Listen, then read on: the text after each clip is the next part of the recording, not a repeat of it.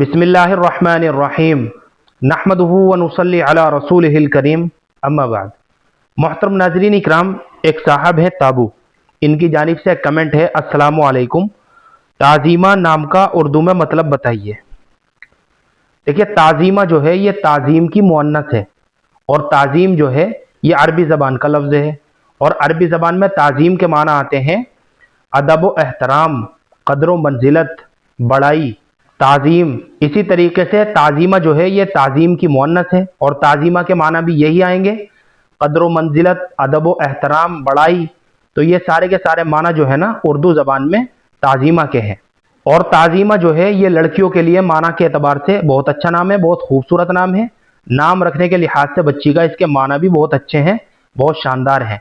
चुनाचे ताज़ीमा के उर्दू ज़बान में माना आते हैं अदब व एहतराम, कदर व मंजिलत, ताज़ीम, बड़ाई। ये सारे के सारे माना जो है ना ये ताज़ीमा नाम के माना है। चुनाचे बिला डाउट और बिला तरद्दुद हम अपनी बच्ची का ताज़ीमा नाम रख सकते हैं। तो ताज़ीमा करके लड़की का नाम रखा जा सकता है और ताज़ीम जो है ताज़ीम करके लड़के का नाम रख सकते हैं।